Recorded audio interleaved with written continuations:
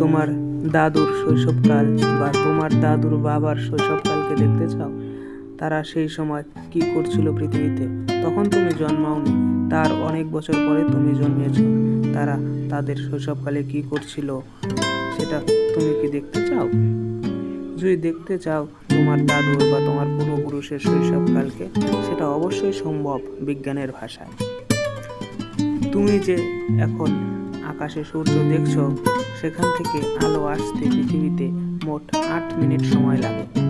এখন এই 8 মিনিটের আগেই যদি সূর্যটা উধাও হয়ে যায়, তাহলে তুমি আর সূর্যটাকে দেখতে পাবে না।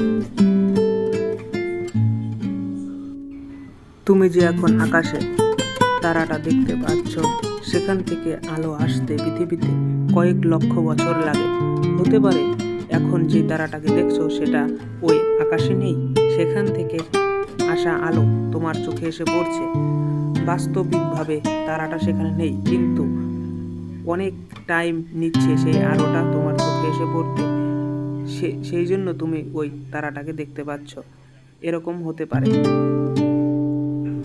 সুতরাং বাস্তবিকভাবে সেই তারাটার কোনো অস্তিত্ব না থাকা সত্ত্বেও তুমি সেই তারাটাকে দেখতে পাচ্ছ। সেই তারা থেকে আসা আলো তোমার চোখে এসে পড়ছে, যা কয়েক লক্ষ বছর আগে থেকে শুরু হয়েছে। ইতিমধ্যে ওই তারাটা তোমার চোখে এসে পড়ছে, সেই তারার আলো, কিন্তু তারাটা সেই আকাশে নেই। তোমার চোখে যে আলোটা এসে পড়ছে সেটা অনেক বছর আগে থেকেই শুরু হয়েছে, এবং সেই আলো চলতেই থাকবে, চলতেই থাকবে, চলতেই থাকবে। সে ঠিক একই রকমভাবেই তোমার পূর্বপুরুষ দাদুর শৈশবকাল বা অনেক আগে ঘটে যাওয়া সেই দৃশ্য এখনও সেই লাইট ইউনিভার্সে ঘুরছে। ইউনিভার্সে আলোর বেগের সমান বেগ নিয়ে যাচ্ছে। হতে পারে কয়েক লক্ষ বছর ধরে সেই আলোটা যেতে যেতে এমন একটা জায়গায় পৌঁছিয়েছে যেখানে তোমার যাওয়া বাস্তবিকভাবে সম্ভব নয়।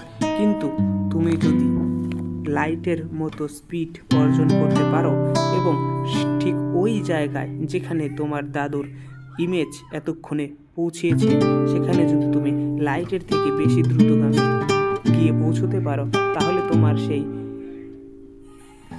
দাদুর বা তাদের পূর্বপুরুষের শৈশবকাল তোমার চোখে এসে পড়বে। এইভাবেই তুমি তোমার দাদুর বা পূর্বপুরুষের শৈশবকালকে দেখতে পাবে, যেটা বাস্তবিকভাবে খুবই সম্ভব। আমার এই চ্যানেল যদি ভালো লাগে তাহলে একটা লাইক, কমেন্ট, শেয়ার করে দাও। এরকমই অজানা তথ্য পেতে সাবস্ক্রাইব করতে ভুলবে না।